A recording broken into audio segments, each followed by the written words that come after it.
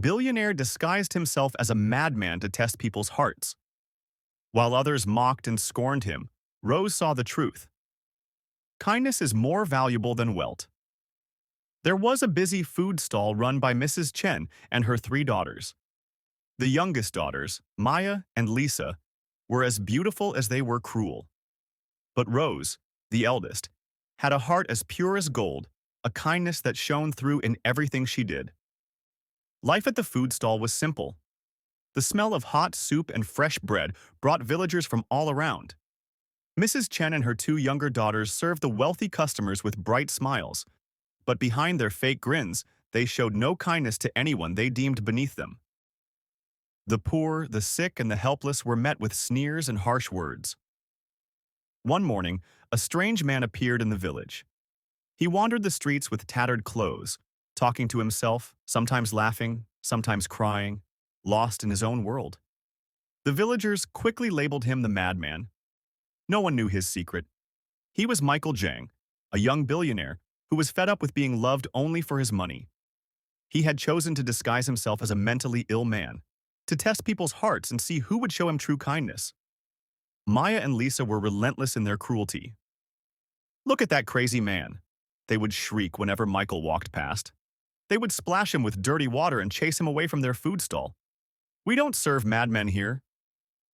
Mrs. Chen would laugh watching her daughters torment the poor man.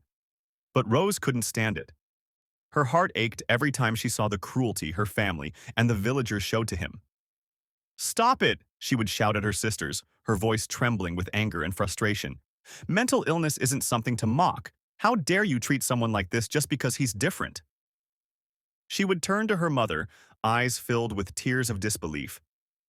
"Mother, you should be teaching them compassion, not cruelty. What if it were us in his shoes? You don't know what someone is going through." While her mother and sisters laughed, Rose's kindness never wavered. When no one was watching, she would seek out the madman. She would bring him food, clothes, and water. She would sit with him, even when he spoke in riddles, always listening, always showing respect. She even defended him from villagers who tried to chase him away, telling them, "He's still a human being. He deserves kindness, not your cruelty." One day, while sitting with him, Michael had a rare moment of clarity. He looked at Rose, his eyes clear, and asked, "Why aren't you afraid of me like the others?" Rose smiled softly, the warmth in her heart shining through. "Because I see a person, not a sickness. Everyone deserves kindness no matter what they're going through." For a whole year, Rose cared for Michael in secret. She didn't tell anyone about the time she spent with him, not wanting to be mocked or judged. And then, one day, Michael disappeared. Rose couldn't sleep, worried sick about what had happened to him. She feared the worst, that the cruelty of the villagers had driven him away, or that something terrible had befallen him a week later.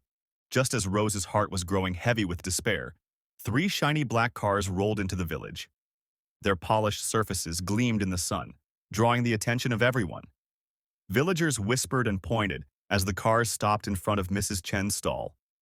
Out stepped a tall, handsome man, dressed in an immaculate suit, every inch of him exuding wealth and power. But there was something familiar about his eyes.